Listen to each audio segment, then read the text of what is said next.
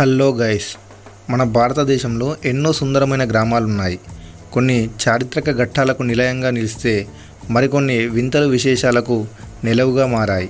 అలాంటి కొన్ని గ్రామాల గురించి ఇప్పుడు తెలుసుకుందాం. మలానా హిమాచల్ ప్రదేశ్లోని పార్వతి వ్యాలీలో ఉంది.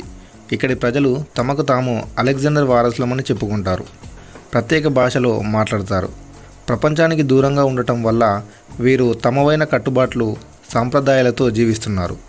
ఈ గ్రామాన్ని సందర్శించడానికి పర్యాటకుల్ని అనుమతిస్తారు, కానీ ఇక్కడికి వచ్చి ఏ వస్తువును తాకకూడదు. అలా తాకితే వారు పూజించే దైవం జమ్లు మాయమవుతాడని స్థానికుల విశ్వాసం. షెట్పాల్ చాలామంది పాముని దైవంలా కొలుస్తుంటారు. గుడికి వెళ్ళి నాగదేవతను ప్రార్థిస్తుంటారు. మహారాష్ట్రలోని షోలాపూర్ జిల్లాలో ఉన్న షెట్పాల్ గ్రామ ప్రజలు ఓ అడుగు ముందుకేసి నాగుపాములనే పెంచుకుంటున్నారు. ఇంట్లో వాటి కోసం ప్రత్యేకంగా ఓ గది కేటాయిస్తారు. ఆ గ్రామంలోని రోడ్లపై పాములు కూడా మనుషుల్లా చక్కర్లు కొడుతుంటాయి. కోడిన్హి కవల పిల్లలు కనిపిస్తేనే ఔరా అనుకుంటాం.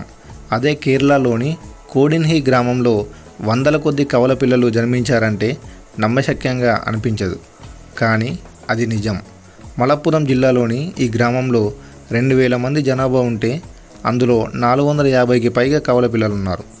ఇక్కడే ఇలా ఎందుకు జరుగుతుందో తెలుసుకునేందుకు శాస్త్రవేత్తలు చేసిన ప్రయత్నాలు ఫలించలేదు. మత్తూర్ సంస్కృతం మన ప్రాచీన భాష. మరి మాట్లాడటం వచ్చా, రాయడం తెలుసా అని అడిగితే చాలామంది రాదనే బదులిస్తారు.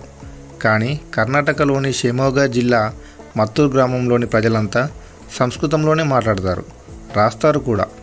1981లో సంస్కృత భాషను పరీక్షించడం కోసం కొందరు పెద్దలు ఈ గ్రామంలో ఓ సభ ఏర్పాటు చేసి రోజువారీ మాటలు కూడా సంస్కృతంలోనే కొనసాగించాలని తీర్మానించారు.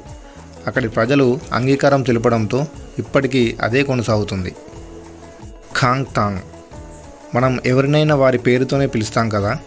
మేఘాలయలోని ఖాంగ్తాంగ్ ప్రజల్ని పిలవాలంటే విజిల్ వేయడమో కూని రాగం తీయడమో చేయాలి.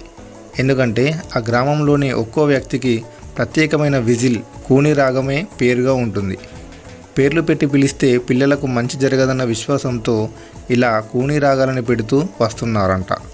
అయితే మూఢనమ్మకాలను పట్టించుకొని ఈ కాలం వాళ్ళు పుట్టిన బిడ్డలకు కూని రాగంతో పాటు అందరూ పిలిచేలా ఓ పేరు కూడా పెడుతున్నారంట.